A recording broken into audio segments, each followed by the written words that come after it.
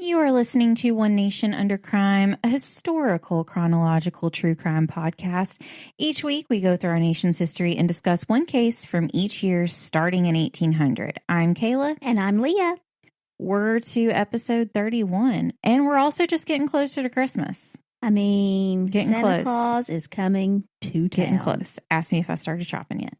Oh, no. You give me heart palpitations. I'm almost done. I have one present.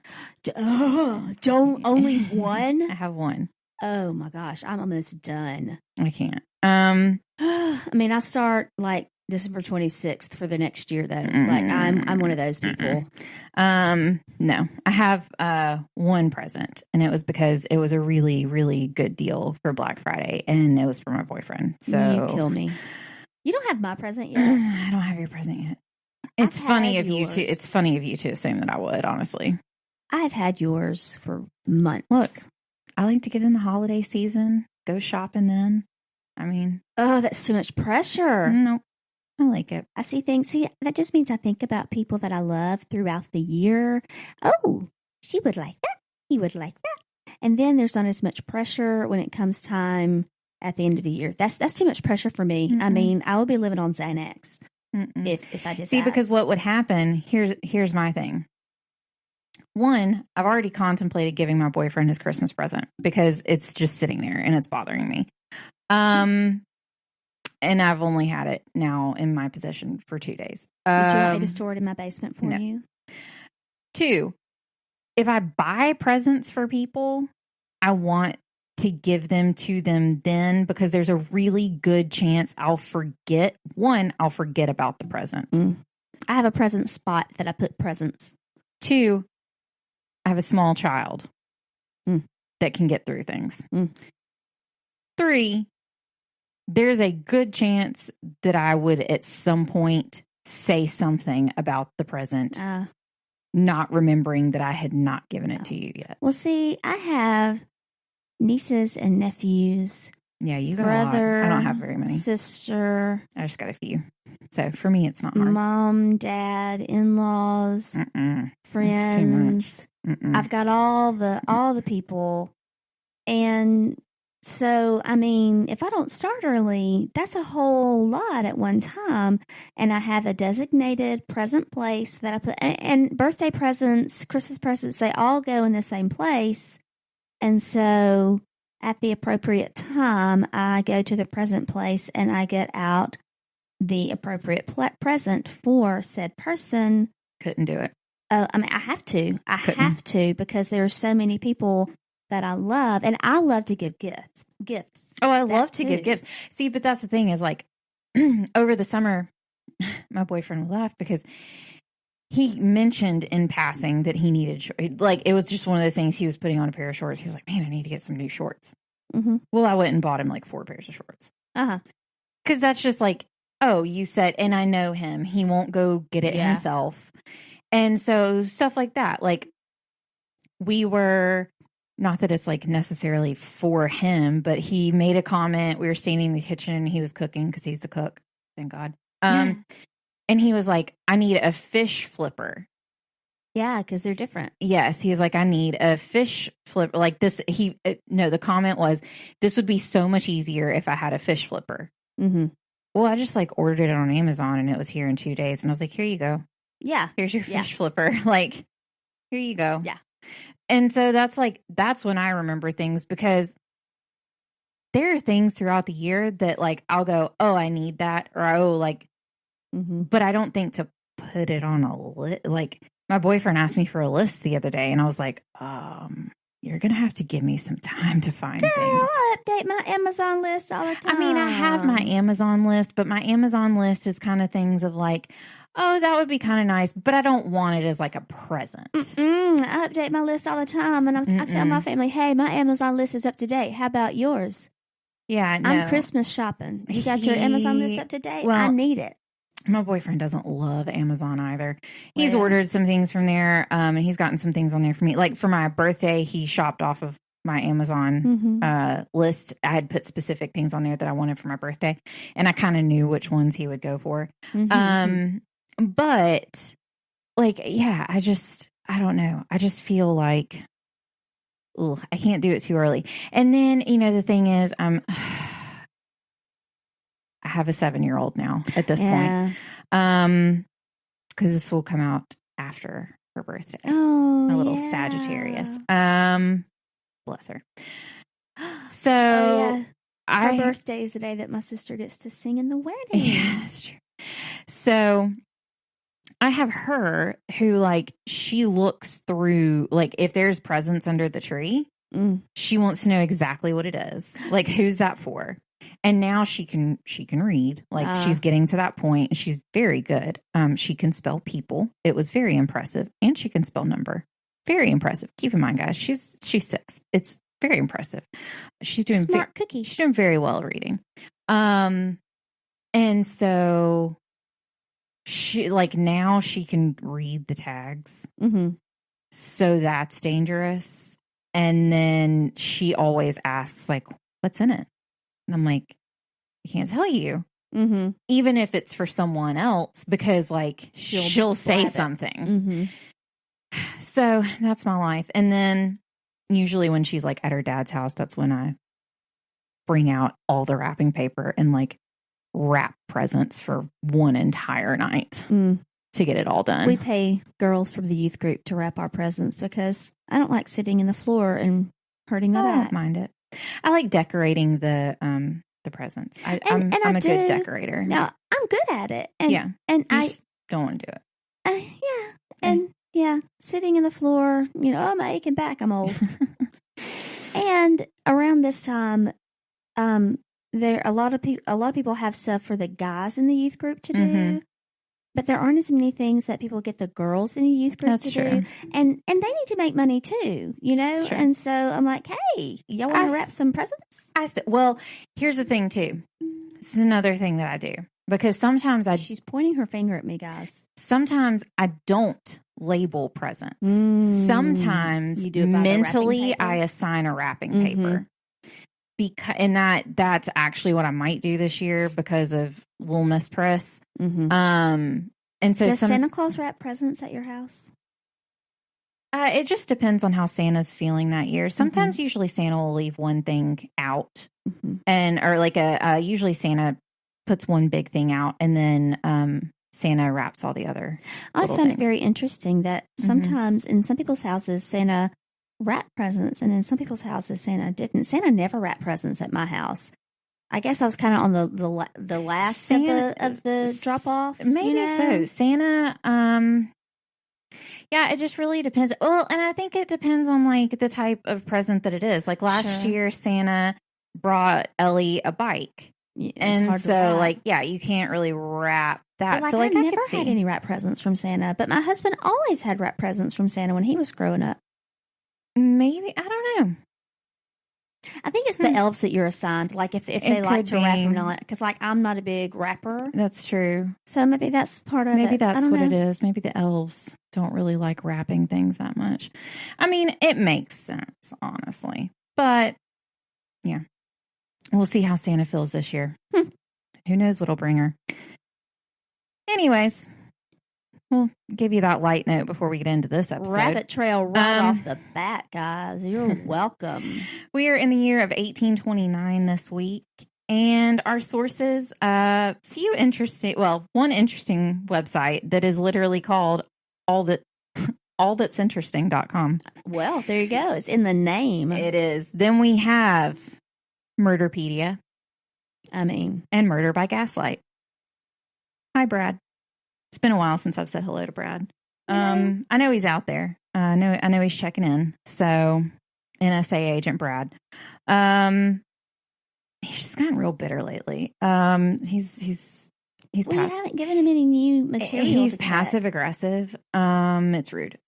So, the events in 1829, March 2nd.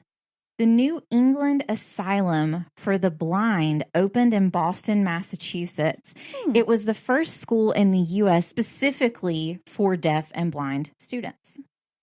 March 4th, Andrew Jackson was sworn in as the 7th President of the United States, and John C. Calhoun was sworn in for his second term as Vice President of the United States. During the inaugural ball for President Jackson, a crowd mobbed the White House. Oh, heavens. Yep. So March 16th. Was it an angry crowd? Or It says a crowd mobbed them, so I'm assuming it's not a good one. I don't know. March 16th, Ohio authorized high school night classes. That was interesting. June 1st, the Philadelphia Inquirer was founded as the Pennsylvania Inquirer. It is the third oldest continually operating daily newspaper in the U.S. It's a mouthful. It really was long. July 23rd, William Austin Burt obtained the first patent for a typewriter. Very nice. I'm so glad we don't have to use typewriters, that we have computers. Yes. So glad. August 15th to the 22nd, the Cincinnati Riots of 1829 occurred, also called the Cincinnati Race War of 1829. Oh. It was triggered by competition for jobs between Irish immigrants and Black Americans. Oh. We almost covered that, but it was kind of hard to find a lot of good information. Yeah, because the Irish were treated as second-class citizens as well. Correct. So it was really hard to find information on that. But August 25th, President Andrew Jackson made an offer to buy Texas from the Mexican government. But they said, nah, fam, we're good. December 21st, the first stone arch railroad bridge in the United States was dedicated in Baltimore, Maryland. I always like those. They're pretty. They are pretty. And an undated event, which we talked about this in the last episode, that gold was found in Lufkin County, Georgia. Well, the year of 1829 was the Georgia Gold Rush, and it was the country's actual first Isn't that funny? significant gold rush. When you hear gold rush, you think California. And nobody really talks about the Georgia Gold Rush, but that was where gold was originally found for the United States. Our births in 1829, May 8th, we have Louis Moreau Gottschalk. That is a name right there. A composer and pianist. He was a Taurus. September 12th, Charles Dudley Warner was born. He is an essayist, novelist, and friend of Mark Twain. Well, he was a Virgo, like you. Like me. October 15th, Asaph Hall III was an American astronomer who is best known for having discovered the two moons of Mars that are named, I believe it's Deimos and Phobos. Well, there you go. He's a Libra. You heard it here, guys. You heard it here first. Probably not first. A few years later. December 8th, Henry Timrod was born. Fun. He was an American poet, and he was a Sagittarius. There you go. Our deaths in 1829, February 18th, we have Hannah Tompkins. She was the second lady of the United States from 1807 to 1817. So she was not the first lady. Mm-hmm. She was the second lady. She was the vice president's wife. April 11th, Archibald Gracie, which it just sounds like a regal name to begin with. Your name's Archibald Gracie.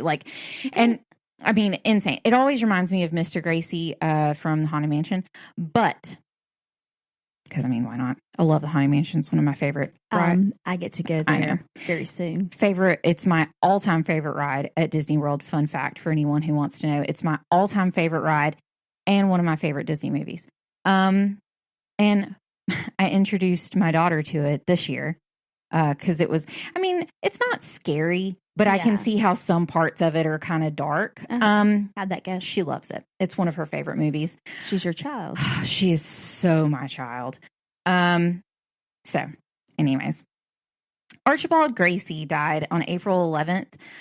He is a Scottish-born shipping magnate and an early American businessman. Gracie Mansion, which we discussed, I believe, back in episode 1. Gracie Mansion is now the residence of the mayor of New York City. Ooh. June 27th, James Smithson died. He was a British mineralogist and chemist. He is the one who left an endowment of 100,000 pounds to fund the Smithsonian Institution in Washington, D.C. Wow. Mm-hmm. Crazy. So, well, thank you to him, because wow. Like I said, we are in 1829 this year, and from 1821 to 1829 were the main years that we're dealing with for this. Patty Cannon was an infamous name around the Delmarva Peninsula. She was an active, ruthless participant. Ruthless. In the reverse Underground Railroad. Oh, reverse? She is possibly, by my standards, the first female serial killer in America. Oh. Because we discussed with Lavinia Fisher, yes, she might have just robbed people. There was no evidence that she killed anyone. Sure, right. Like, there's no evidence. Mm-hmm. So like, while people went missing from there was no evidence that she was the murderer. It could have been her husband. Mm-hmm. While that's an accessory, that doesn't make you the murderer. She wasn't the mastermind. Mm-hmm. Mm-hmm. But a lot of people coin Patty Cannon as the first official female serial killer of the United States. Oh dear. It's rough, guys. And I want to go ahead and put this in here because I had a interesting time researching this for a few reasons. And I believe we talked about this back in episode 3. And I did ask a lot of other podcast creators who are people of color. And I asked them specifically, if I am discussing before a certain time period, what is acceptable? Do you say Black Americans? Do you say Black African Americans? Because at this time, you don't know where. And so that was my question, is I said, what is the best way to, and I sent it out into the Twitter sphere. Mm-hmm. But one of our lovely podcasts that follows us, Reverie True Crime with Paige, she's amazing. Go listen to her. She retweeted it, and she kind of added a lot of podcasts that are people of color, and asked and said, I've heard Black Americans, but these are all people of color that all have podcasts. Maybe they have some insight. And there was some really good insight into it. And that's why I want to go ahead and I want to say it here, because I wanted to be very socially conscious of this. Right. Because we never want to say the wrong thing. We're very aware that... Y'all know how much we tiptoe around Native American. So, how much we've talked about that. Right. So this is yet another instance where I said, how would you, this is what we're talking about this week in this episode. I don't know whether some of these people are Black Americans or whether they're Black African Americans or just African Americans in general. And as we've discussed before, a lot of people who are Black don't like being referred to as an African American because they're not African American. They're American. Right. And so I always want to be really aware and conscious of that, because just like I was speaking to them, they were all so unbelievably kind. I had several podcasts that tweeted back and said, this is what I prefer. This is what I think is the best. Mm-hmm. And kind of universally, everyone said just Black is the best way to go about that, is to just say Black. And a lot of them said, I am Black. You don't have to preface it with I am a Black American. Right. And which made perfect sense, because like I said to them, I said, that does make perfect sense, because I don't say that I'm a white American. Right. So it made perfect sense to me. But it's like I told them, we're never going to make everyone happy, and we know that. No, never. But if I have an ability and I have a platform of which I'm going to be speaking to a lot of people, I want to make sure that, one, we are educated in what we are speaking on. Mm-hmm. To the best of our knowledge. We're never going to know everything either. And also that anybody who does listen to the podcast feels inclusive of theirself. Like we always want this to be a podcast that is approachable to everyone. Like we've said, whether you're gay, whether you're straight, whether you're asexual, I mean, like we don't care. You could be, I think the thing on TikTok that they say is she's, theys, and gays. Oh, which is just funny to me because they'll be like, this one is for the she's, theys, and gays. Oh my. So, like we just always want everybody to know. We want to talk to people. Just people. Right. Are you a people? Okay, well, this is for you. Because, too, we've talked about in a lot of episodes, mental health is a very important thing to us. And so that is also something that we discuss. And that's always something that we want, people to understand. And too, like I put on our Thanksgiving post on Instagram, if y'all didn't see it, I just said on there, like, we understand Thanksgiving is a really hard time for some people because you may have a family that's not accepting of whatever it is. You changed your major and your family's really hard on you. Like you came out this year and your family's hard on you. Like we understand that those are situations that are hard. Not to go to college anymore. Right. Or just whatever. Or say, you were dating someone I've had a lot of people that unfortunately were dating someone of a different race than them and had very big issues with Thanksgiving. And it's like I said there, like whether this is a day you celebrate or you don't, it doesn't matter. Like just be with the people that you love, period, regardless of who that is. And just always know that like Leah and I love you. We don't know your specific situation, but we're always here. Yeah. We don't want anyone to ever feel left out in this world because that's unfortunate. And we would never want that to be put on ourselves. So that is the reason why I really try in these conversations to make sure that whatever I'm saying is accurate and is not what I think is best, right? But what a community as a whole thinks is best. So during this episode, there are going to be times where I do refer to someone as just Black because it's not clear whether they are an enslaved person or a free person. Okay. But what I was told by, her name's Tamara. She has a podcast as well. She's amazing. What Tamara said, and it made a lot of sense. She said, I would just approach it by saying enslaved people and free people. And she said, she made a good point. She said, while there were white indentured servants at the time, she said, every time you say slave, that's where somebody's mind goes. Absolutely. And she's exactly right. Yeah. And what is her podcast name? It's, she has a podcast. She also has a new brand that she just came out with, that she's starting, which is also very good as well. But, it's, it's a clever name. Tamara Till the Break of Dawn podcast. And she's a professional development and coach and things like that. Oh, and so she does, a lot of stuff on her podcast. She, talks about a lot of mental health things like we do, but also development and different people's lives. And she's got a lot of episodes. She's like up to 100. Oh, wow. And then she also just launched a new brand that she is starting. And I believe, honestly, like the website just launched like a couple of days ago. And I hope that I say it right, but it's called melanintoxicate.com, like intoxicate, but melanintoxicate. Okay. And so it is a great, really for anyone, but it is geared towards people of color. And she specifically aims to empower Black women. I love it. And so a lot of it is, dealing with that. And it is just melanin toxicate.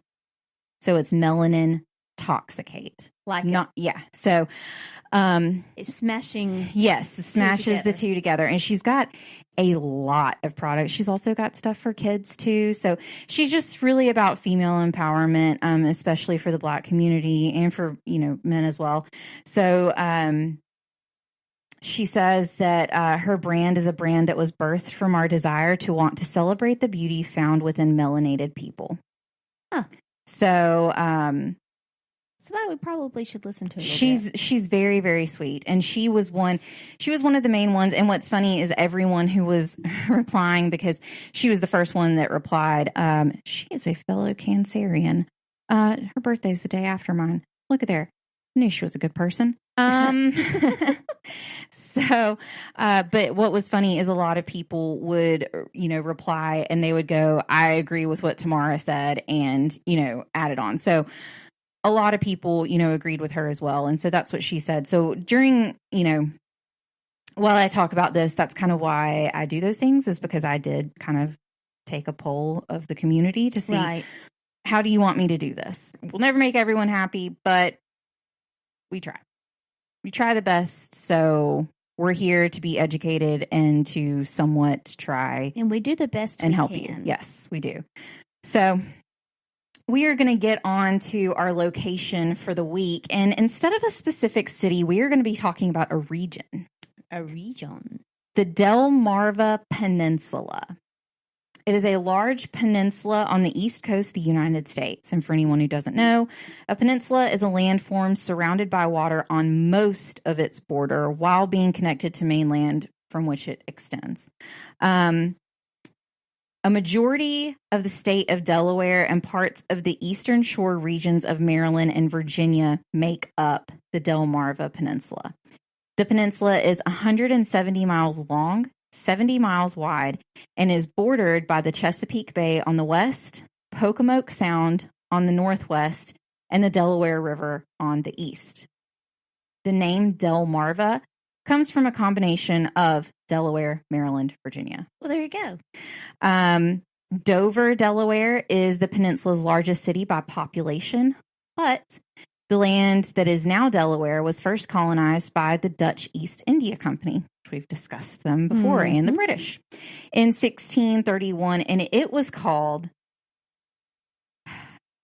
Zwanendel. Well, now, not spelled how it sounds, which comes from the archaic Dutch word for Swan Valley. Well, I just thought that was pretty. That is more lovely than what you said before, Swan Valley. Zwanendel, which would make Swan, but Swan Valley. I just thought that was a pretty way to describe a place. The colony only lasted for a year, and in 1638, New Sweden was established, and it colonized the northern part of the state with the Delaware Valley.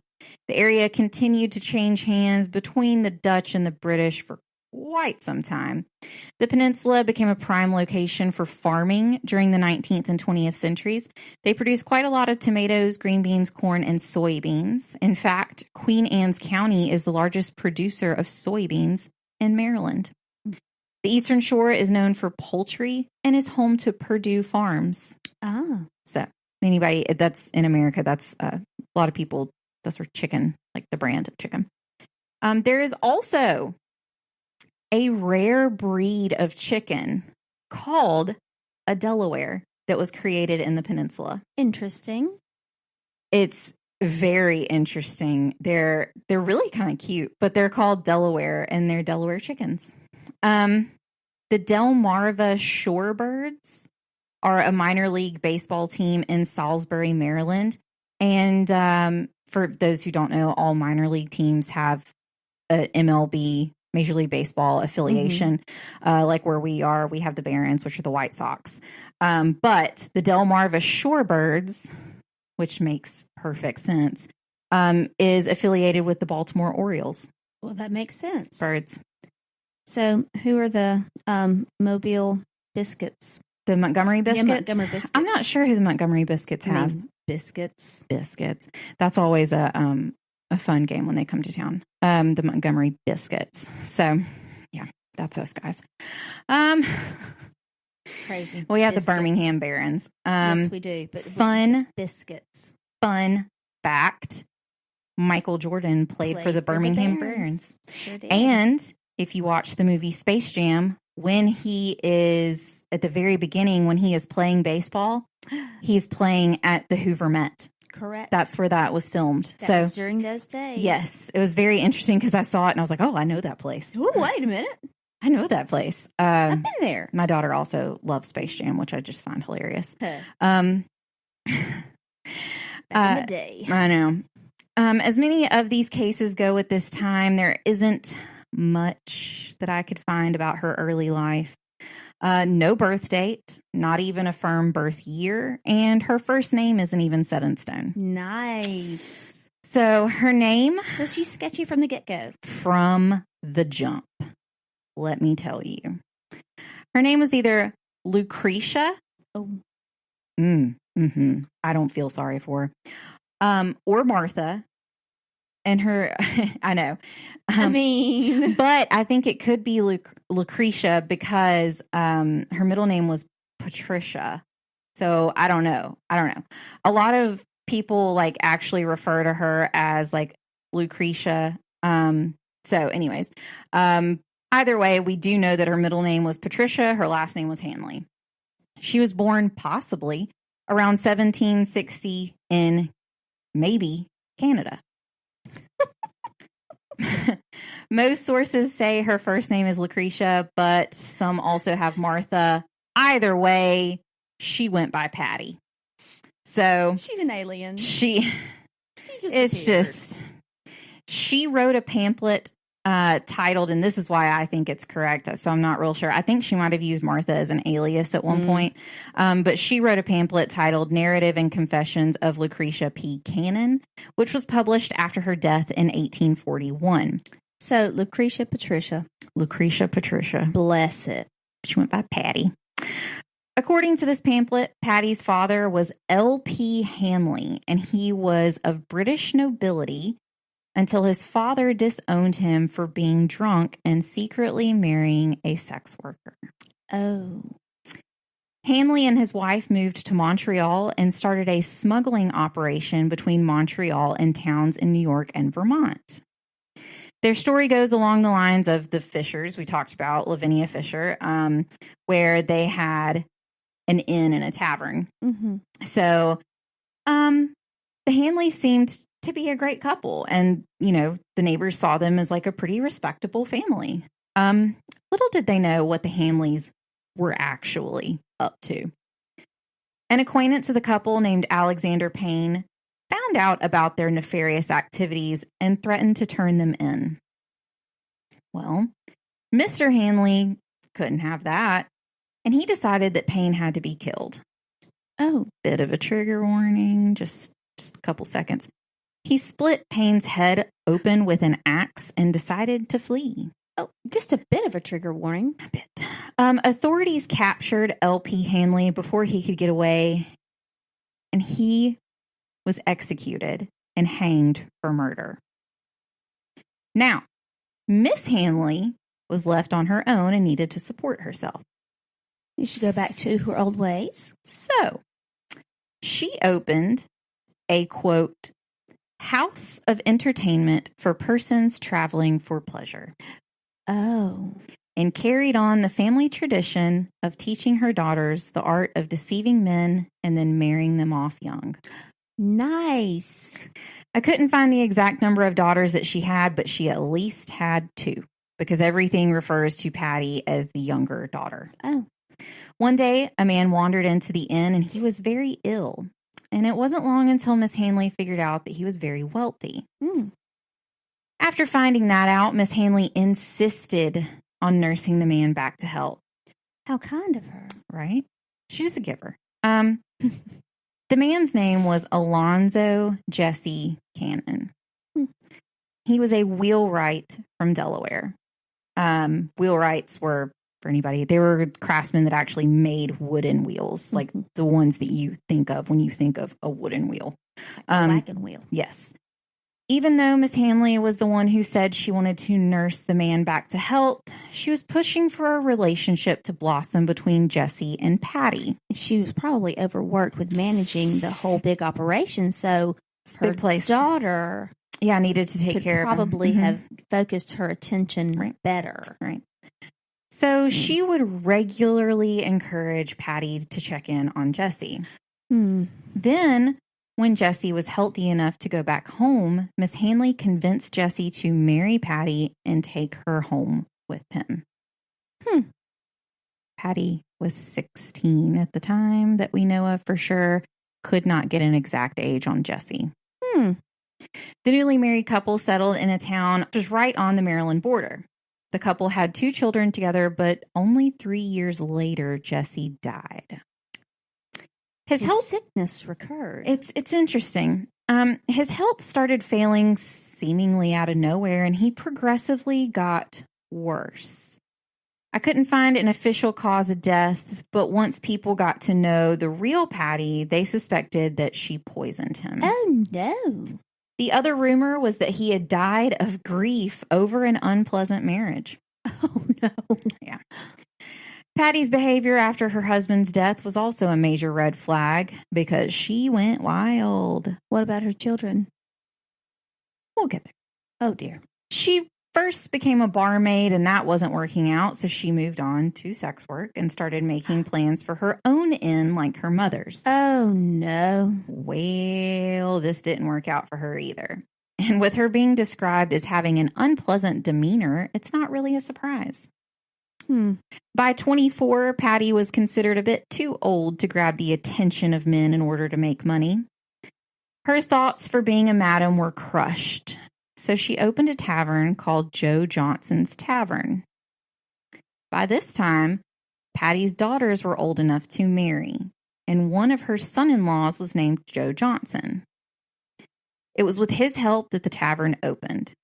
Supposedly, the tavern was thought to be on the line of Delaware and Maryland, which was convenient for Patty, because whenever state's authorities came in, she would take a few steps to the other side and be outside of their jurisdiction. Oh. Again, like Lavinia Fisher, Patty would size up the men coming into the tavern to decide if they had anything that was worth having for herself. If they did, then there were 2 options. Patty would shoot or stab them and bury the body in the backyard. Or, if there were too many witnesses, she would let them leave. Patty would then dress as a man, take her gang with her, and rob the traveler on the highway. Wow. It was rumored by her own gang that Patty had her own graveyard. Oh, my. So, Delaware was an interesting place at the time. While it is technically a northern state, there were still enslaved people in the state. But only 4% of the state's population were considered slaves, and 20% were free. These statistics made it an attractive location for freed slaves. It also simultaneously made this area where they were at a higher risk of being kidnapped. Unfortunately, this is the business that Patty Cannon went after next. In the article from All That's Interesting, they quote a historian, Richard Bell, who said the illegal slave trade gave women the opportunity to, quote, leverage familial relations with male conductors and station agents on this reverse underground railroad in order to secure their own passage through an otherwise treacherous and decidedly homosocial world. Basically, they use their feminine wiles to get information. By the time of this case, the reverse underground railroad was not a new concept. Beginning in the 1780s, the illegal slave trade was one of the largest components of the criminal underworld. We have not discussed the Underground Railroad yet, and now is as good a time as any. I told y'all we'd get to it. The Underground Railroad was a network of secret routes and safe houses established in the United States in the late 1700s and early 1800s. It was primarily used by slaves to escape into free states and then into Canada. The Underground Railroad really ramped up when the Fugitive Slave Act of 1793 was enacted. This act required officials in free states to assist slaveholders in returning slaves back to their owners. But while the federal government can enact certain laws, individual state legislatures can prohibit the law in their state at this time. So there were states who refused to take place in the Fugitive Slave Act. Then there were citizens who just ignored the law. And it's because of all of these things that the Underground Railroad thrived. Typical routes ran from the south to the north and into Canada, and it consisted of meeting points, safe houses, transportation, and secret routes maintained by abolitionist sympathizers, and they communicated by word of mouth almost exclusively, unless they passed an encrypted message which used a numeric code to communicate, or quilts. Mm-hmm. And I don't think that I put in exactly what the quilts were for here, but there were different patterns of the quilts, and the women would go out and they would hang it over the fence, and based on the color or the pattern, it would tell them where to either go next or whether it was safe to come inside or what to do. So it was just a visual signal. Right. It was very, very interesting. It was very clever. Yes. Very clever. Very intricate, but simple at the same time. Since railways were the main mode of mass transportation at the time, the terminology of the railroad was the basis of Underground Railroad terms. Agents or shepherds were people who helped enslaved people find the railroad. Conductors were guides. Way stations, or just stations, were locations to hide. Station masters hid and housed enslaved people in their homes. Passengers were the enslaved people themselves.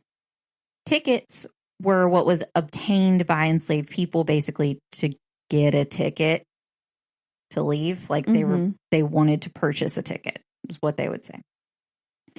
And stockholders who clearly were just financial benefactors. The reason this was so successful and not easily infiltrated is because many people only knew their contribution or role and not the entire route. The right hand didn't know what the left hand was doing. Canada was referred to as the Promised Land or Heaven, and the railroad itself was the Freedom Train. Enslaved people traveled at night, and there were typically 10 to 20 miles between each station. They would then rest at the station they reached, and word would be sent ahead to the next station that passengers would be coming to them the next night. A majority of these stations were in basements, barns, churches, or even caves, Leah's favorite. One of the most notable figures associated with the Underground Railroad is Harriet Tubman. After going through the railroad herself, she strongly felt she needed to go back and get her family out as well. She's fascinating, and we do not have a lot of time to talk about her, but I'm hoping eventually we'll be able to circle back. The bravery of these people is insane. Just, I mean, and to have gone through it, and her especially to go back and go through it again. I mean, just the bravery and just I'm the just tenacity. Amazed. Like it's the tenacity of it all. It's just like it's crazy. It's amazing to me. Over 11 years, she returned to the eastern shore of Maryland. Keep in mind, this is also where Patty Cannon was. So there's a good chance that they might have crossed paths.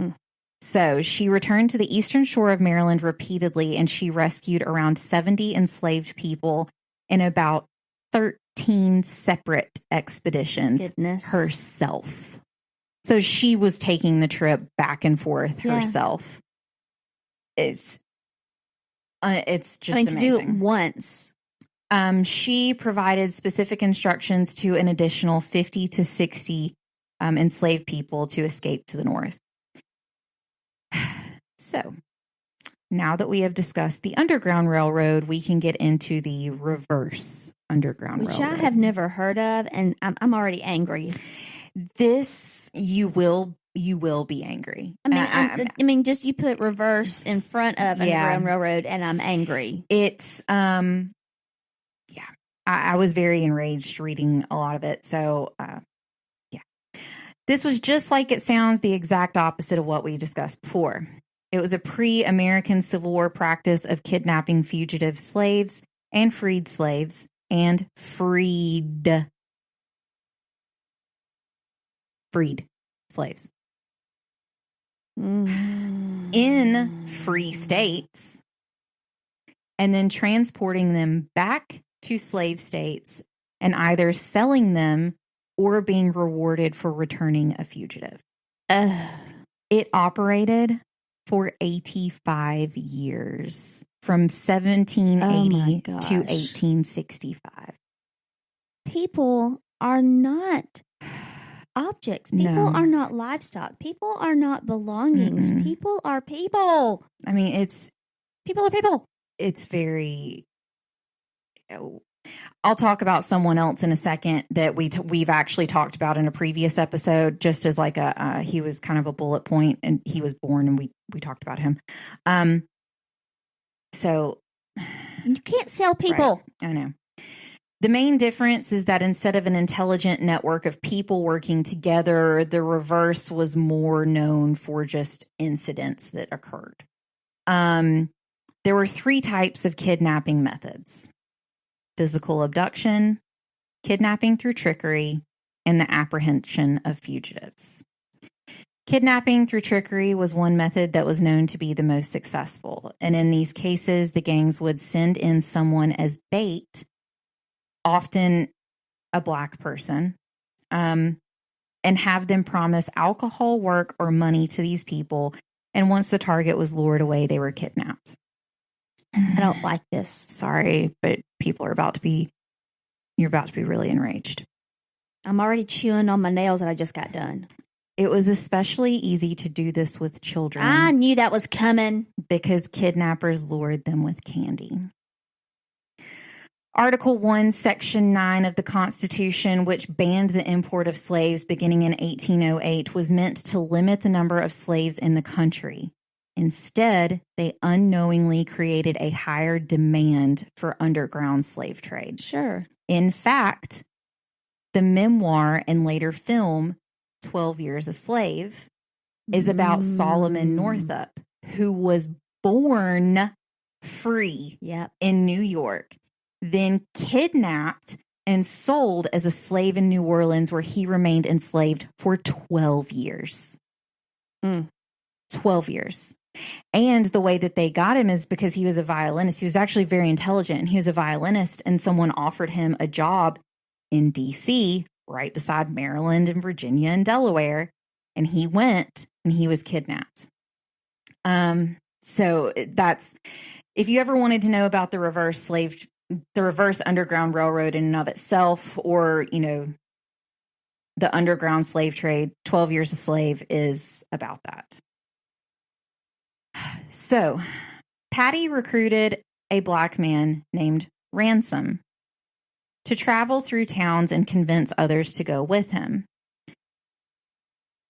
She also, quote, purchased, a 7-year-old boy named Cyrus James that she used as a decoy. She also had an agreement with a local brothel keeper that if any at all Black person came in to work or to obtain services, the keeper would hold them there for Patty to take with her. Wow. If the women had children and the children were deemed, quote, acceptable, they were taken too. Acceptable. Just a bit of a trigger here. This is a rough one. However, if the children were not acceptable or if they caused any trouble, they were killed and buried in a cave in the basement of the tavern. Oh, no. They didn't just set their sights on enslaved and free people either. It was believed that many wealthy guests and even slave traders themselves were murdered in the tavern in the effort to steal money and horses from them. The tavern was also outfitted with hidden rooms and trapdoors to hold their captives until they were ready to leave. By this point, the gang had acquired a ship to make it easier for them to take a large amount of people at one time.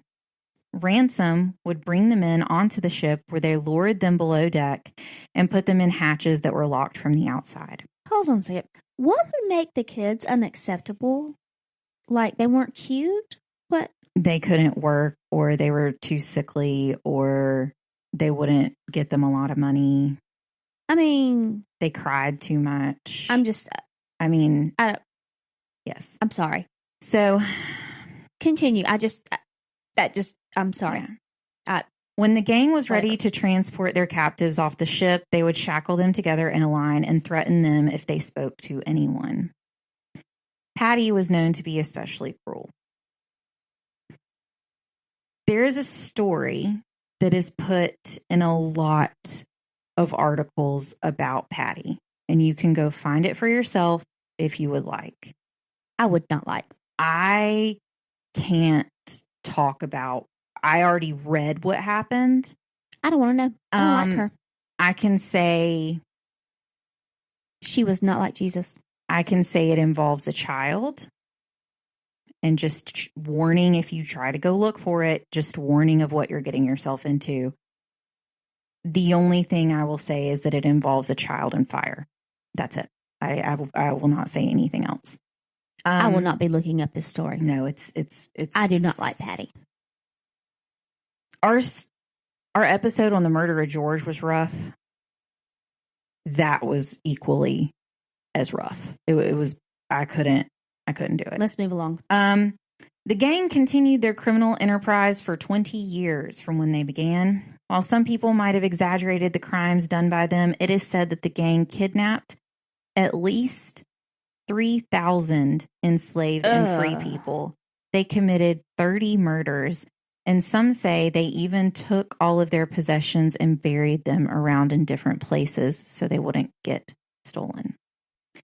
In 1822, Joseph Johnson was tried for taking a freedman from Delaware to Maryland.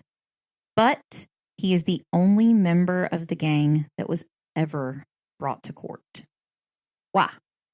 He was charged with kidnapping, and his punishment was 39 lashes and being placed in the stocks. That's all?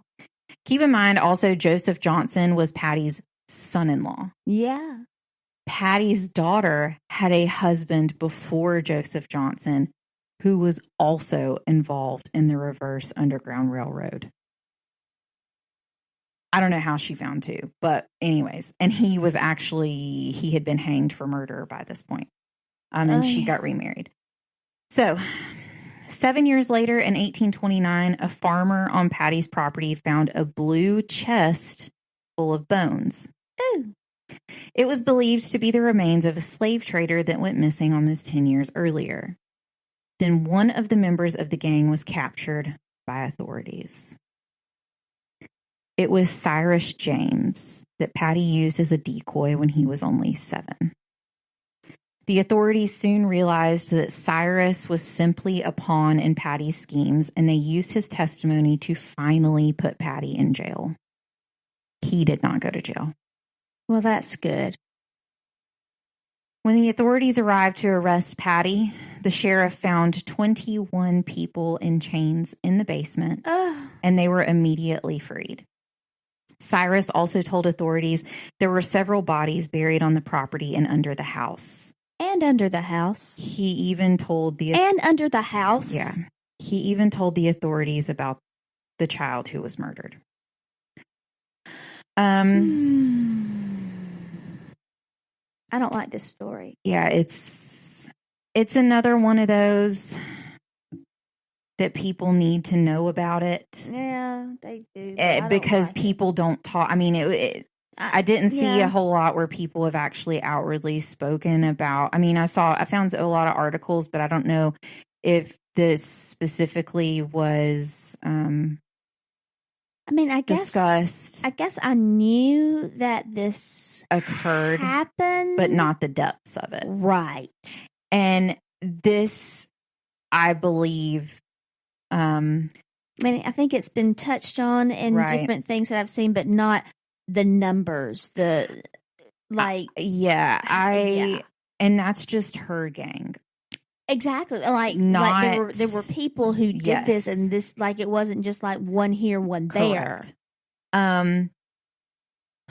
I agree. I also knew that this was when I found the name Patty Cannon, I did not know, because a lot of times I'll find something for that year that I know is a case or a trial or something, and I'll just put it on the spreadsheet. And then when I come to that year, finally, is when I dig into the research. Mm-hmm. So I was not fully aware of what this story entailed. And I told Leah, I had a lot of research to do the past couple of weeks. And this one was honestly probably the longest that I've ever had to research a case that we've done. Yeah. And it's a case that I almost questioned myself on covering it. I'm glad you did, but I don't like it. Yeah, because I believe these are times when, and we do know that this happens, but I believe this discussion in this case is something that could very easily be whitewashed to history and be you got gone. People saying the Holocaust didn't happen, And I know this isn't the exact same thing, but it is a persecution of sorts. And I mean, it could very easily be exactly forgotten. And we've talked about it before because we talked about George because no one had discussed. I couldn't find hardly anything on the murder of George. And that was one reason that I really wanted to cover his story because, like I've said before, there are victims to these stories, and their stories deserve to be heard. Just like on Evan Hansen, no one deserves to be forgotten. Right. No one deserves to fade away. And yes, it is very rough. It was a very rough thing. There's a lot that I'm cutting out. A lot. I thank you for cutting some things out.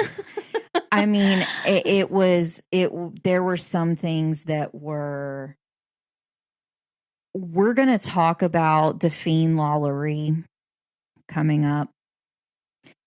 And it's going to be an episode where Leah's not going to be with us for a portion of the episode. And Leah has no clue who she is, but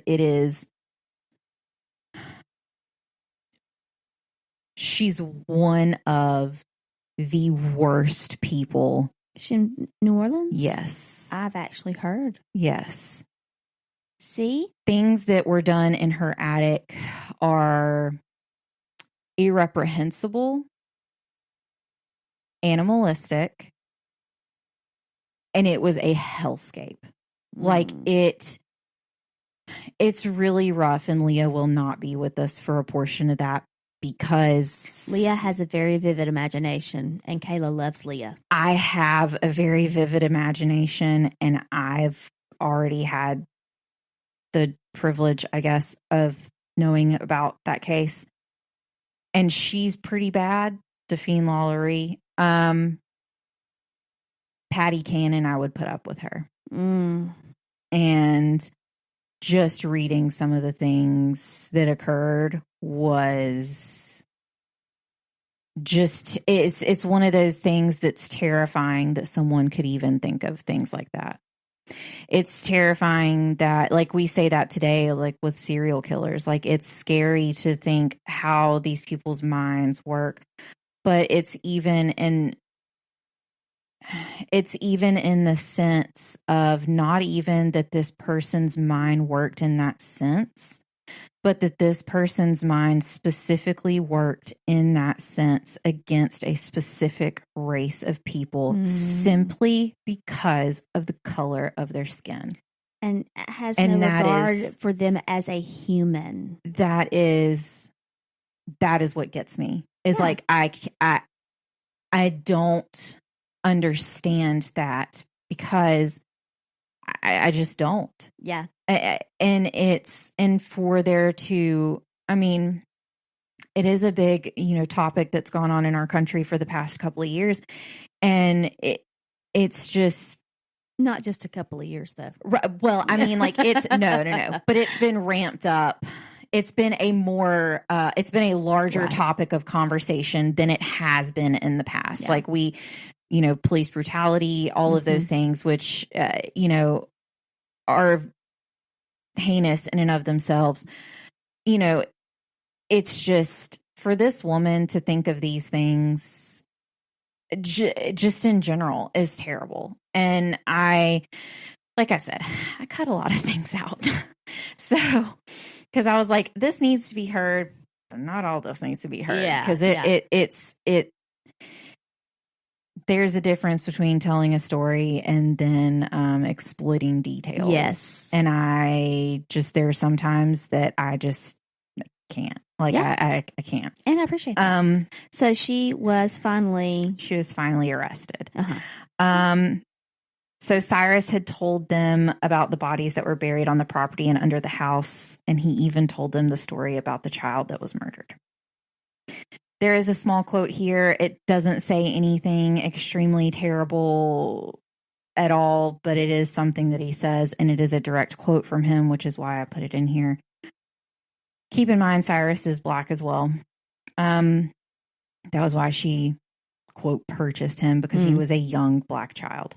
Cyrus told the authorities, quote, she took a Black child, not dead yet, out in her apron, but it never returned. He took them out to Patty's property to show them where the bodies fully were in her graveyard, and among them were 3 children. Patty was convicted of 4 counts of murder, four counts of murder, and she was sentenced to death. Somehow, while Patty was in jail, she got her hands on poison, and in the attempts to avoid a public execution, she took the poison to end her life. Keep in mind, her father was also executed. I think that has reason to do with it. What Patty didn't know is that the poison was not immediate. It's highly likely that it was arsenic, and she had to continue taking it day after day. The effects of the poison were drastic, and she would be depressed one moment and screaming in rage the next. Oh, dear.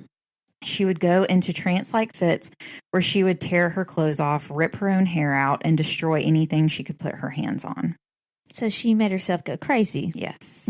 When she found herself in these types of fits, it took 3 men to hold her down. Oh, dear. In her depressed moments, she would cry and admit to her crimes and feel sorry for herself, and then the cycle would continue again. On the day that Patty would eventually die, she asked for a priest so she could repent and confess everything she had done. She told the priest that she had killed 11 people with her own hands and that she was an accessory to more than a dozen murders. Ooh. She finally admitted to poisoning and killing her husband, Jesse. And this is another trigger warning. I'm sorry. And she even admitted to strangling and killing one of her own children. And I will just say, it was very, very, very, very, very, very, very young. Oh, dear. Like 3 days. Oh. About an hour after her confession, the sheriff was doing rounds to check on the prisoners. Patty Cannon was found dead in her cell on May 11th, 1829, and it is likely that she was 70 years old.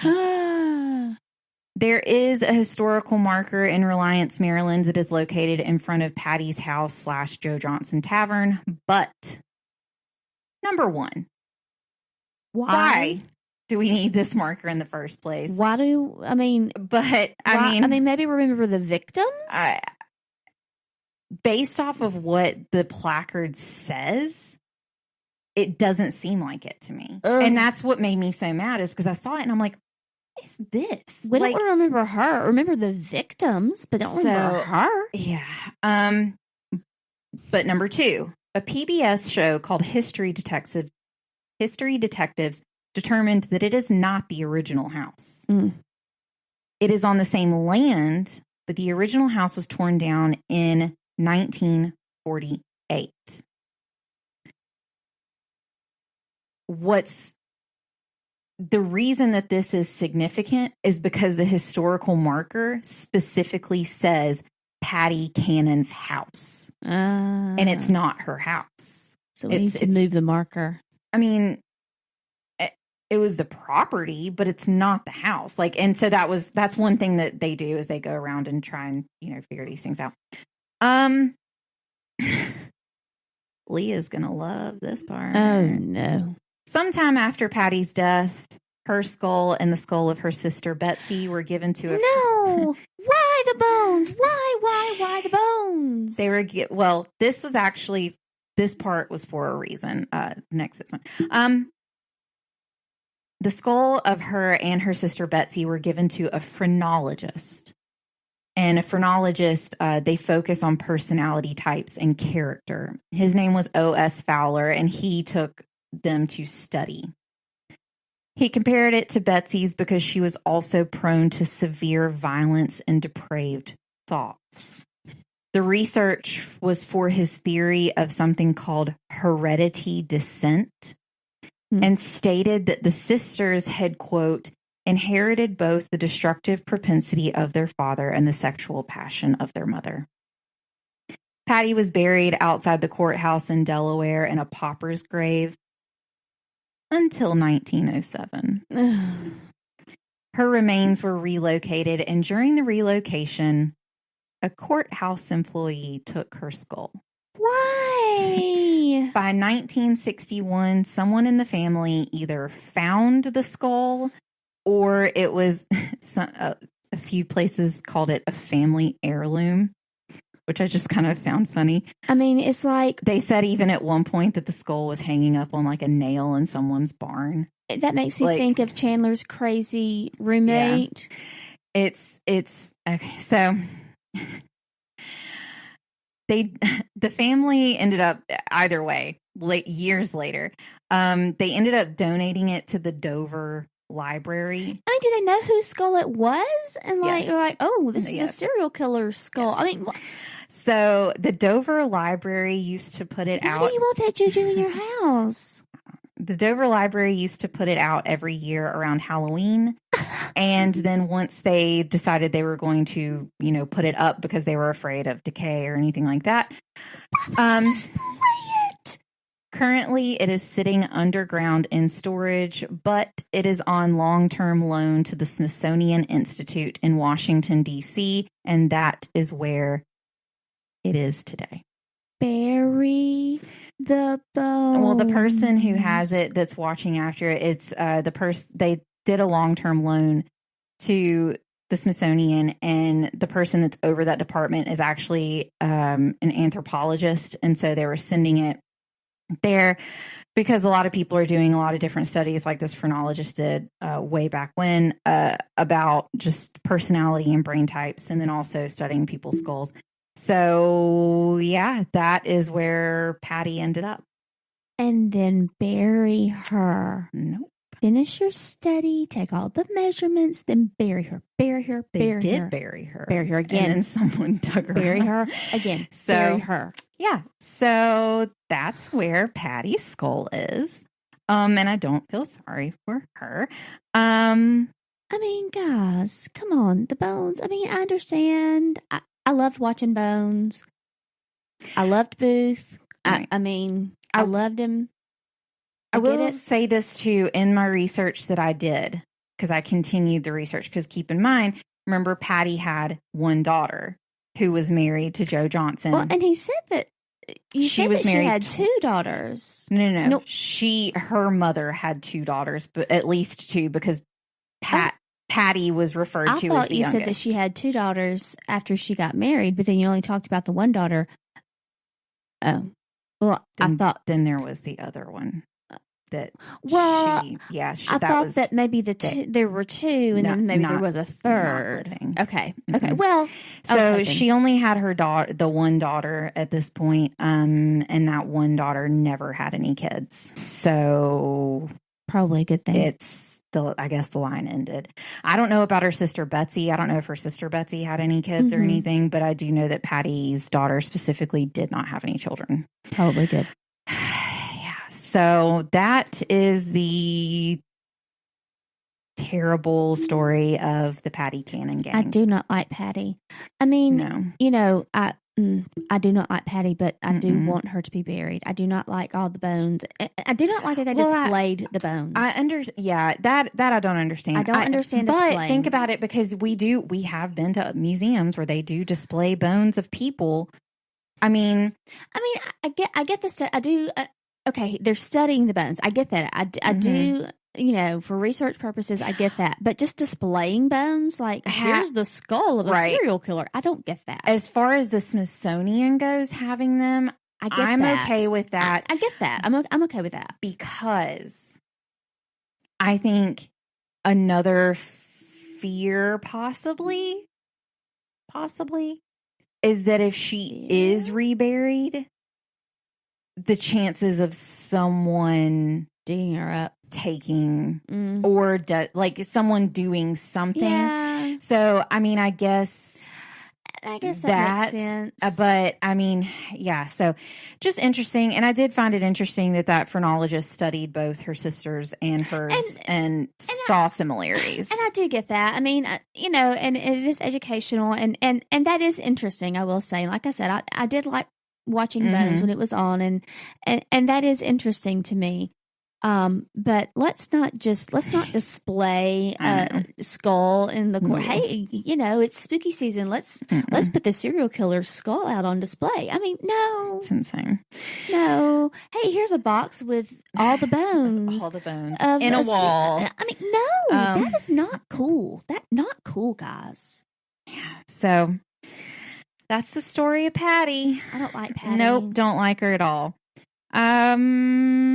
But we have a website you might like.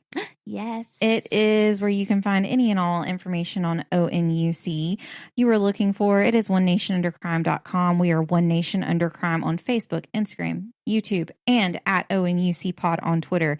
Recommend us, follow us, subscribe to us, do whatever you can on all the things. Yes. Also go into Apple Podcasts, give us a 5-star review and a rating. We'll still give you stickers for it. Well, yeah, we will. We still have plenty, so we'll still send them out to you.